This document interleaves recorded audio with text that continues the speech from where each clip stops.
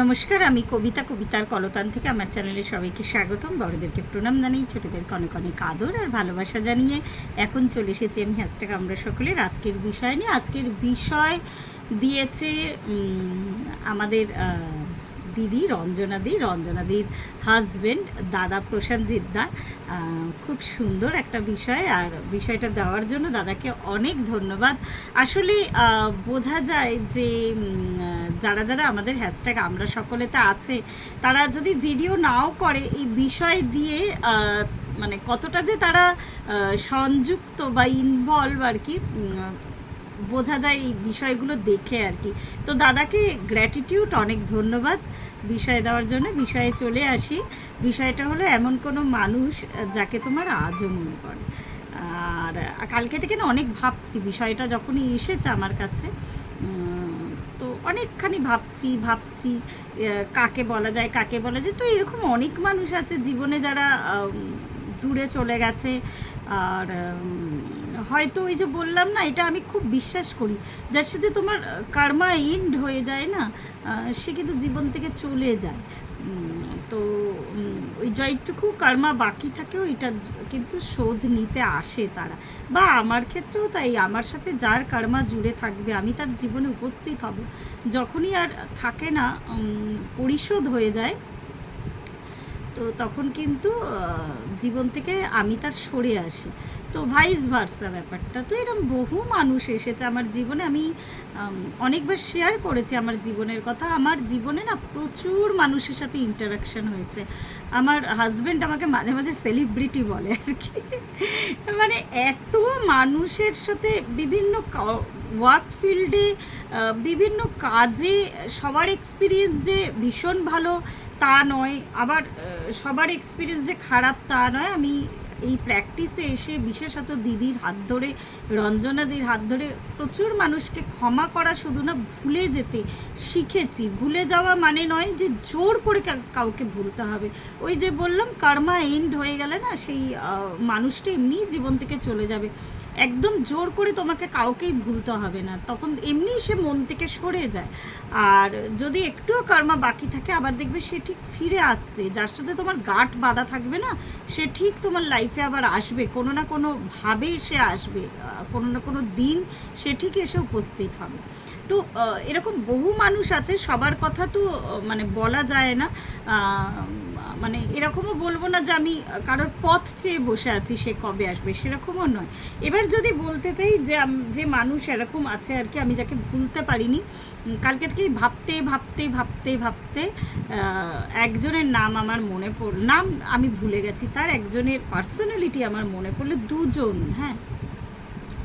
একটা হচ্ছে অনেক ছোটোবেলায় আমি যখন প্রাইমারি স্কুলে পড়তাম, তখন আমাদের যিনি হেড টিচার ছিলেন, খুব মানে এইটুকু, মানে একদম আমি স্কুলে খুব ছোটো বয়সে, তখনকার যুগের বাচ্চারা অত ছোটো বয়সে ভর্তি হতো না, তো আমি অনেক ফাস্ট কথা বলতে শিখেছিলাম বলে আমাকে বেশ 2.5 বছরের মধ্যেই, এখনকার বাচ্চারা তো 2 বছরেই ভর্তি হয়, প্লে স্কুল টুল থাকে, তো আমাদের সময় সেসব ছিল না।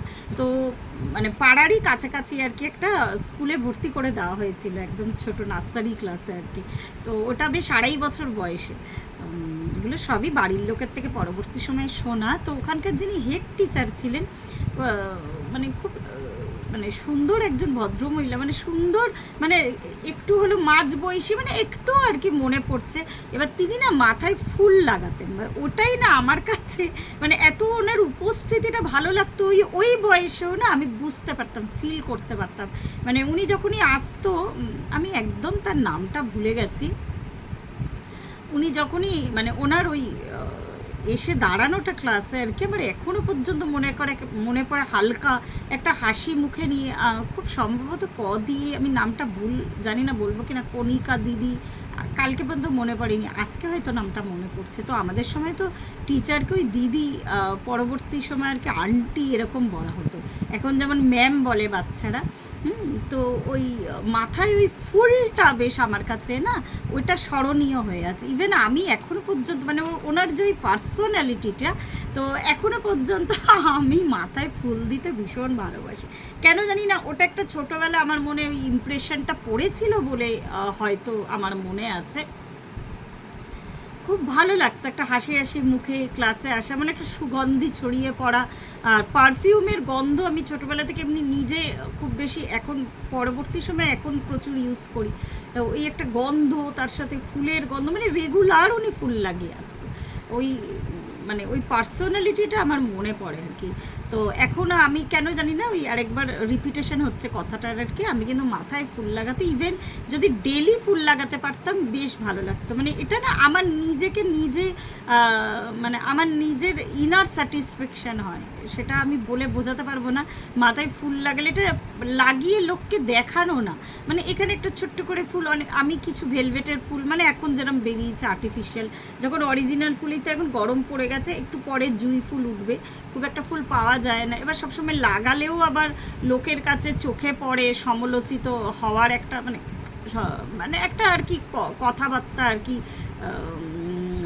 চিটচ্যাট হয় আর কি। তো যাই হোক না কেন, তো আমি ভীষণ ভালোবাসি এই তবে থেকে ফুল লাগাতে।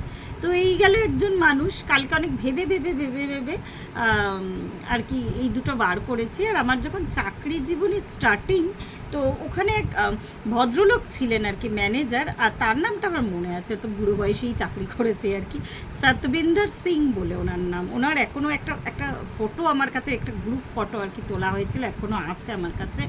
তো ওই ভদ্রলোকের পার্সোনালিটিটা ভীষণ ছুঁয়ে যেত আমাকে।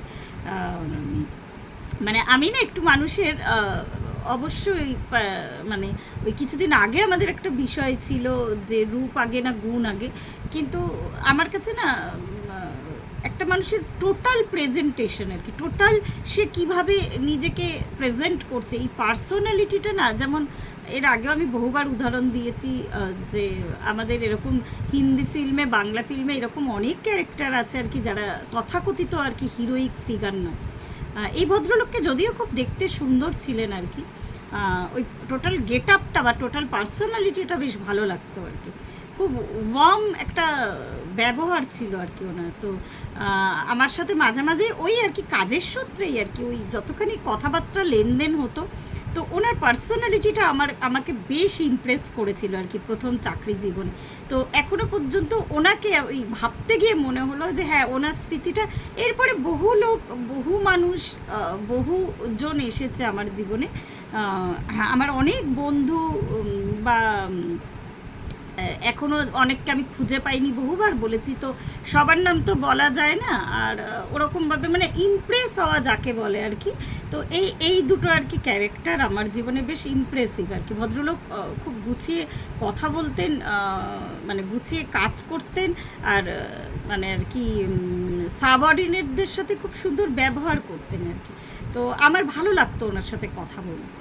তো এই দুজনই পার্সোনালিটির কথা মনে পড়লো। আর বাকি অনেক কথা হয়তো অন ক্যামেরা বলা যায় না, বা ওই যে আমি ওইটাতে বিশ্বাস করি যে আমার সাথে কার্মা ফিনিশ হয়ে গেছে তার, তো যদি খোট বাঁধা থাকে সে আসবে, তো এরকম বহু মানুষ আছে। তো আজকে এই পর্যন্তই রইল। আমি জানি না কতটা স্যাটিসফাই করতে পারলাম আজকের বিষয়টা বলে। প্রত্যেকে ভালো থাকবেন, পরিবারের সকলকে ভালো রাখবেন, আর আরেকবার দাদাকে ধন্যবাদ। তো এরকম বিষয় যদি মাথায় আসে অবশ্যই দিয়ে আমাদেরকে সমৃদ্ধ করবেন। ধন্যবাদ।